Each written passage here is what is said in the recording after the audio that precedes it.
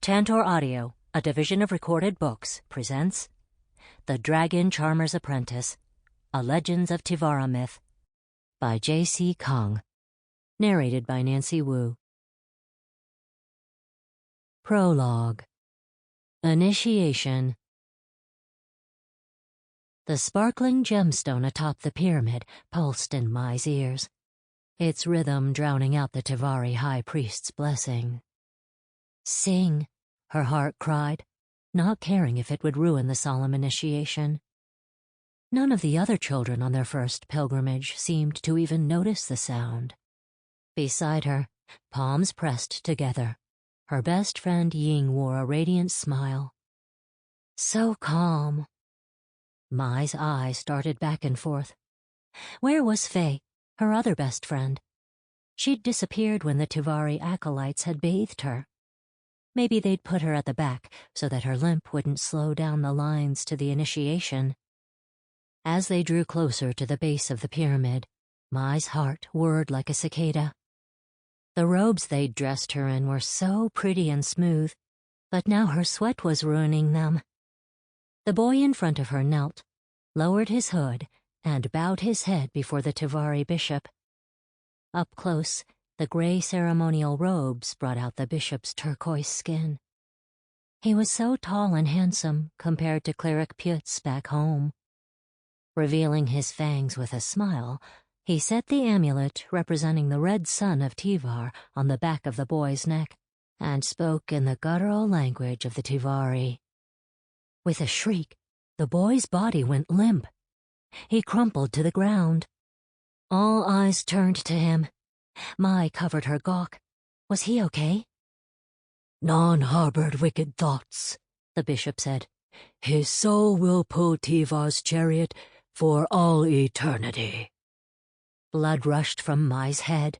Her legs wobbled. She didn't know Nan. He must have come from another village. Nobody else had died today. The bishop gestured toward some acolytes who dragged the body away. Now all eyes were on her, the next in line.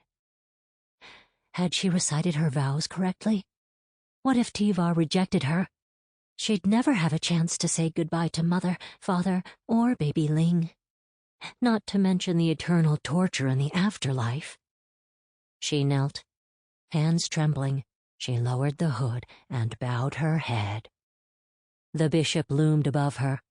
The amulet felt hot against her skin. His harsh gibberish sounded the same as the words he'd spoken to poor Nan. The amulet pinched. Still alive. Mai blew out a breath. The burning subsided. Like her parents before her, she wore the initiation scar on the back of her neck. "Welcome to Tivar's flock," the bishop said. "You will serve the Tivari until you receive Tivar's rest." Mai's heart swelled.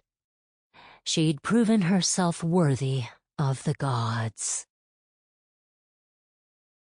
Chapter 1. Unseen Voices. Had Mai known a Tivari god would pass overhead today, she wouldn't have worn her oldest, most threadbare dress. Then again, the chafing skirts she had on now weren't much worse than her nicest clothes. Humming, she looked up from where she'd finally pulled a particularly stubborn weed near the base of the rice stalks. In the distance, a line of flames flickered across the sky, engulfing the gold-gilded chariot of a Tivari god. They usually only descended at harvest time to accept sacrifices of rice, wheat, and chickens. If they were coming now, maybe a nearby village had sinned and now faced divine punishment. Around her, the workers continued their shoveling and hoeing, the chariot's roar too far away for the others to hear. Their hums joined with hers, harmonizing with the cicada buzzes, bird chirps, and wind in the rice heads. Not even Cleric Putz on his armored horse noticed the sound. Slapping his coiled whip in his palm, he was probably too busy barking orders. Then, he turned his horse and glared at her. The whip cracked. Pain seared across her cheek. Her hum, and the symphony of summer with it, fell into silence as the snap echoed across the valley. The villagers all stopped their work and gawked. It had landed so close to her eye. She lifted a hand to the wound.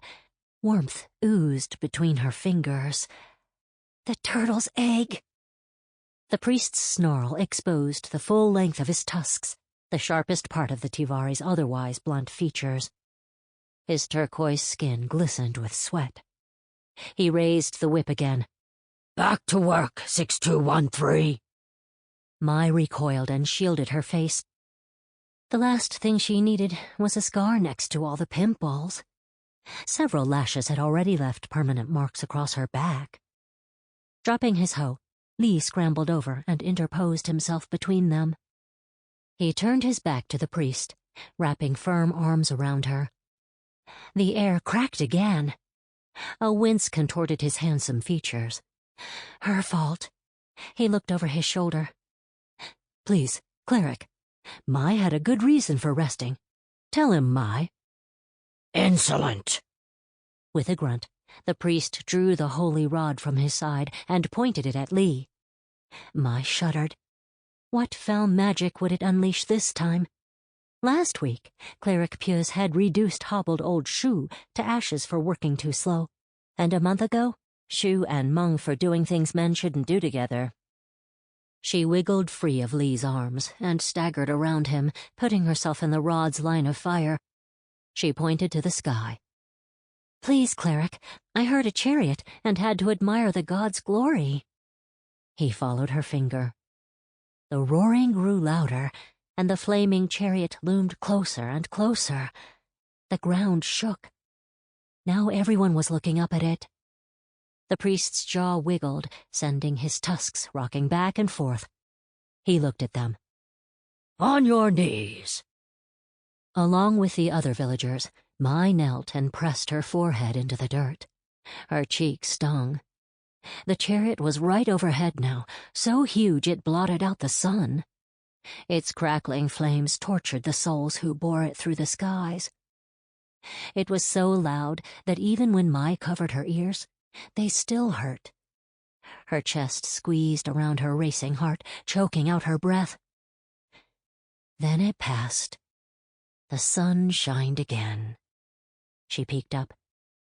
Cleric Pieu's harumphed and sheathed the rod. "Back to work.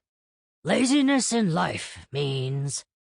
"Eternal labor in the afterlife," they all finished in unison. He bobbed his head. "Yes, if you don't make your quota, the gods will curse you." He turned his horse, off to whip other sinful workers. Out from under his watchful stare, she gazed at Lee. His smile, forced or not, shined like a second sun. "You came to my rescue." No longer at risk of whipping or disintegration, the memory of his sculpted chest and strong arms wrapped around her sent her stomach fluttering like a swarm of butterflies. She smoothed out her dress. "We won't make our quota without you." "By Tivar, did she just say that?" At the edge of the rice field, the 3 village beauties all eyed her, grinning and tittering at her misfortune. The priest might oversee Sweetfield Village, and the headman might report to him. But the gang ruled over the boys. "She'll be even uglier with that scar," said one. Just a few steps away, Ying rose. She brushed off her husband's restraining hand. Like a rabbit, her eyes never leaving Cleric Pieu's back, she worked her way to Mai's side. Her husband just glared. Ying looked over her shoulder at the gang. "Don't listen to them. They're so lazy, they'll be pulling Tivar's chariot in the afterlife." Mai shot a glance at them. They used their beauty to trick stupid boys into doing work for them. Surely Ying was right. They'd be punished for all eternity. Ying dabbed the cut on Mai's cheek with her kerchief, the one Mai had woven for her. "Are you all right?" she asked. The coarse fibers stung, but Mai nodded all the same. "I think so." I'm sorry I didn't warn you that the cleric was so close, Ying said. Li chuckled. I think you were thinking of places you'd rather be than here. The places we could sing together. Ying's smile was radiant, even more so with the glow of her recent marriage. Where is it this time? The gorge? The wall? The dragon bones, I bet. Li's grin widened. I'd sure love to see them, too. A tingle ran up my spine. Myths and fables talked about a world that had once existed beyond the dozen villages and rice and wheat fields. Since children, they'd sung songs about the enormous wall from the lost empire of Cathay, when the sun shined larger and brighter. Not that she'd seen anything more amazing than the nearby pyramid. She squinted in its direction, barely able to pick out the monument to the gods from the surrounding mountains. She sighed. Even if those legendary places existed, escaping would just get Mother and Father tortured. Chances were she wouldn't even make it very far before a vicious Maderi tracked her down, or a wandering ghost claimed her while she slept. Ying pressed the cloth into Mai's palm and returned to work with the others. A smile formed on Mai's lips, unbidden. As hard as life was, the gods favored her with good friends like Ying and Li. Again, the scrapes of shovels and hoes set a rhythm for her heart. The bird chirps resumed, sending her spirit soaring. She fought the urge to raise her voice in song. Li met her gaze, then flicked his eyes to Cleric Pieux's back. With a grin, he pantomimed choking his shovel haft. If only she could bring herself to giggle like the beauties in the gang.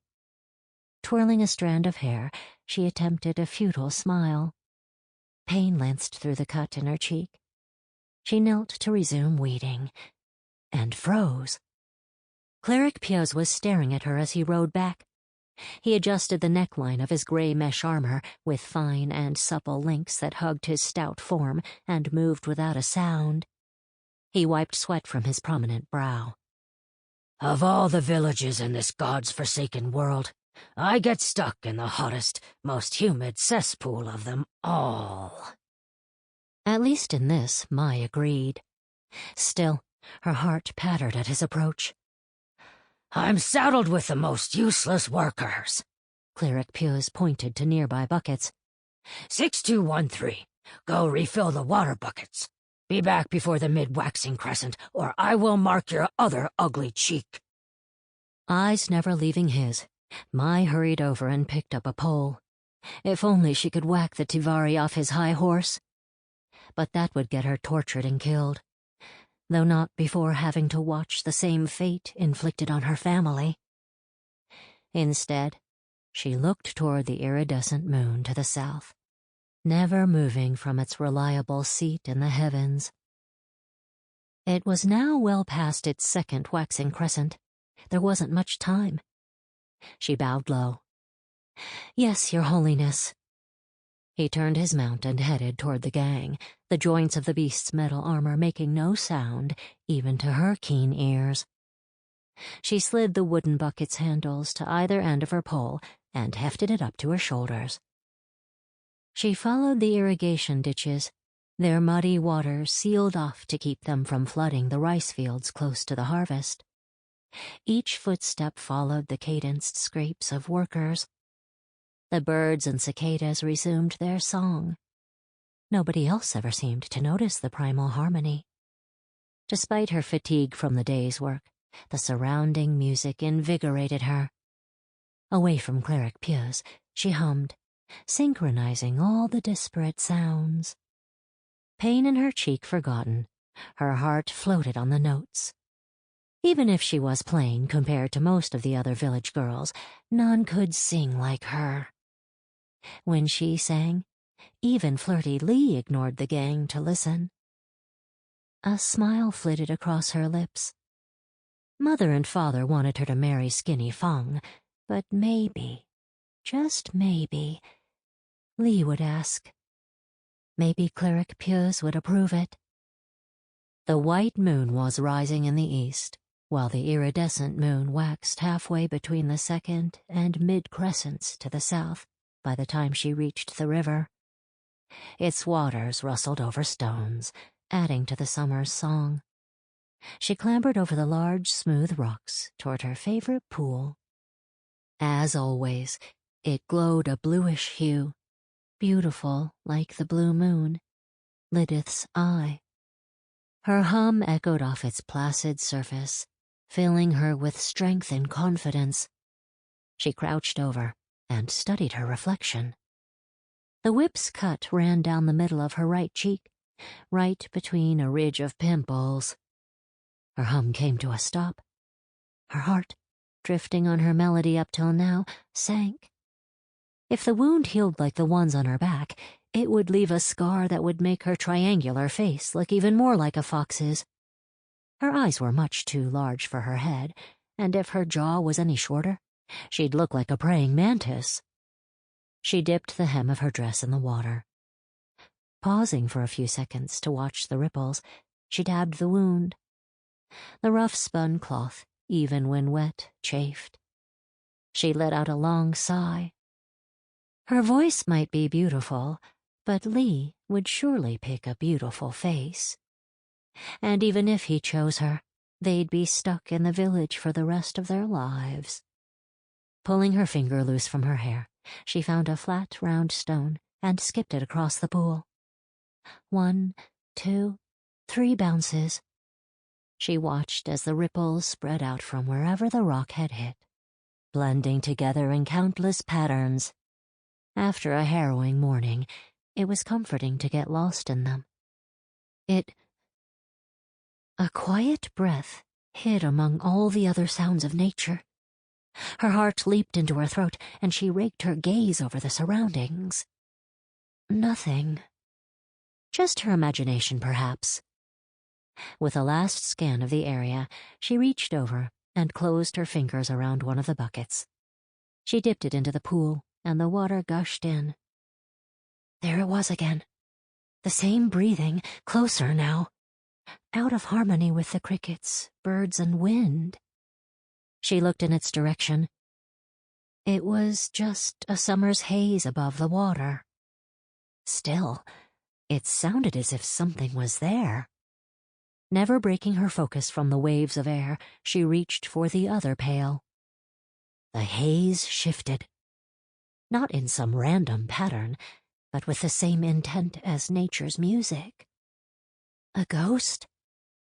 Her fingers slackened, and the bucket's handle slipped from her grasp. She bolted to her feet and turned to run. Wait!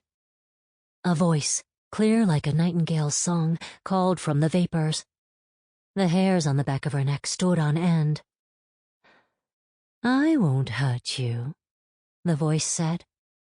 Male or female, it was impossible to tell.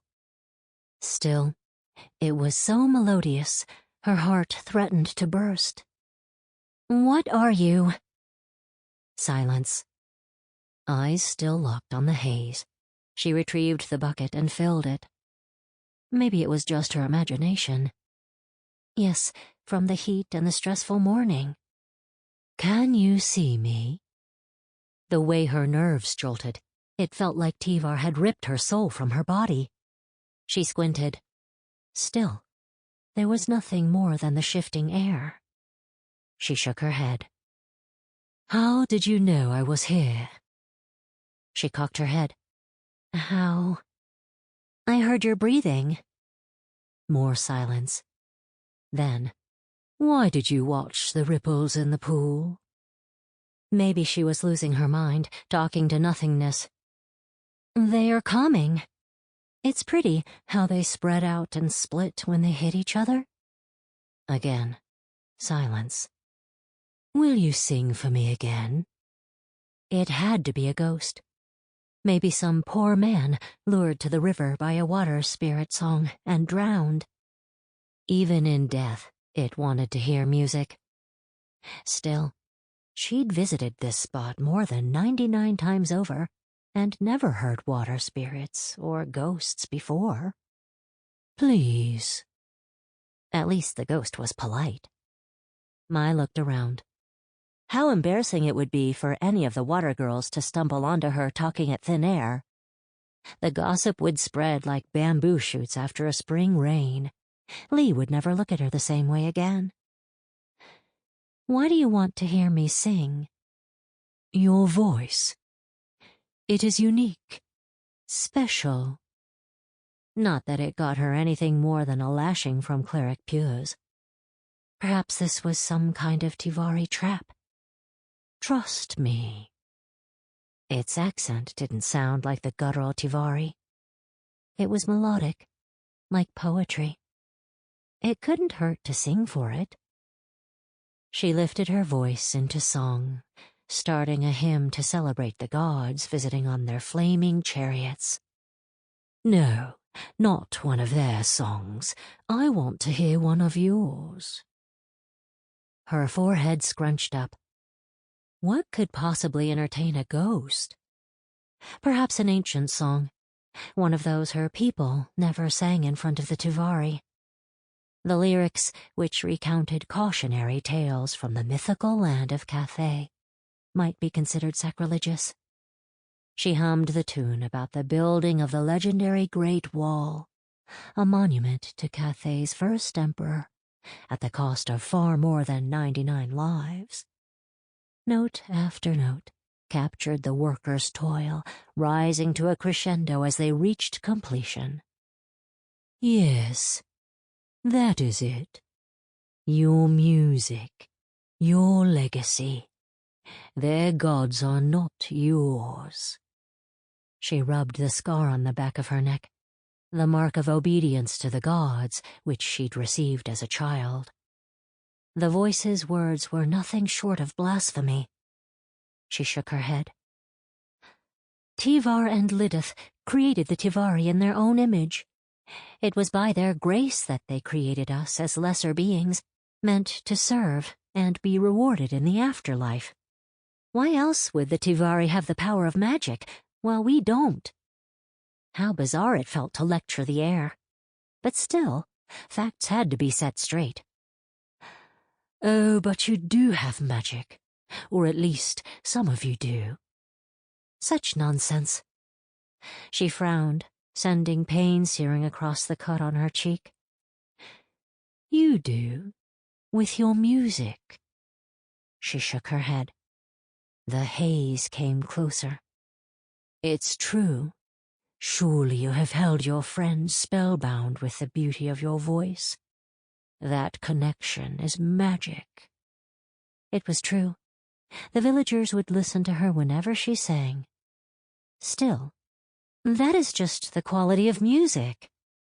No, there is more to music. A dragon's song can bend others to your will. Mai twirled a strand of hair. If that was true, it might be possible to charm Lee away from the other girls. The voice continued. It can summon typhoons and rout armies. It can free you from the yoke of slavery. Slavery?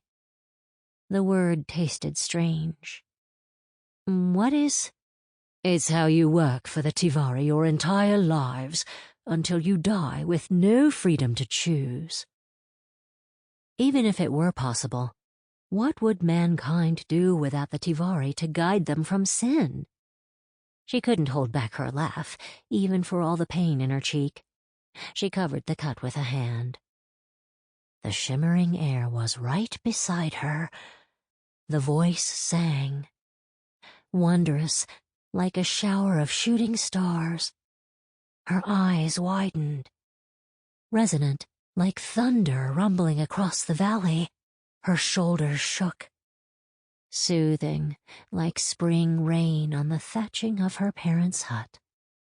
Her limbs relaxed, all tension fleeing. The haze pressed right up to her face. Warmth flooded over her cheek, and the pain disappeared. Look at your reflection, the voice said, now from a few paces away. Mai knelt by the pool and looked down. Beneath the flakes of dried blood, Her cheek was smooth, as if it had never been cut. The pimples were gone, and even the blemishes had healed over. She gasped. "This is the true healing of the gods, channeled through sound. Have you ever seen your Tivara priest do as much?" Cleric Piers only brought pain and suffering with his magic. She stared into the haze. "Who are you?" "I am an Alestre." "What is that?" "Your people would call us fairies. The fairies call themselves elves, and they call us angels." They were cute words, belonging to bedtime stories and cautionary tales. "Show yourself to me, please." "Come back here tonight, when the moon waxes to its third crescent. I will reveal myself and also teach you how to invoke a dragon song." Teach her? To heal with only the sound of her voice? Lee would surely appreciate such a talent over the silly giggles of pretty girls. Still, leaving the village and the protection of the gods past dark was dangerous. Ghosts roamed the land, ready to drag others into an afterlife even worse than hell. Chapter 2. Blasphemous Rumors. Cicadas whirred and frogs trilled in summer's symphony. Sitting in the village square with her friends and family, Mai stared at the heavens as she absently nibbled at her rice. In the west, Lidith's eye opened 3/4, while the white moon to the east waned towards new. Yet it was the iridescent moon in the south, now waxing to its second gibbous, which preoccupied her. In order to meet with the angel, she only had a phase to slip away and make her way through the darkness and ghosts to the river. "Eat," Mother prodded her with a finger to the shoulder. "Your hips are too skinny to make babies." A familiar set of footsteps approached the village square, accompanied by an equally familiar chuckle. Mai peeked up through her lashes and turned her head just enough to see Lee. He was just coming for dinner with several other villagers. With his shirt off in the summer heat, his sculpted chest and arms glistened with sweat. He slapped the skinnier, homelier Fang on the back.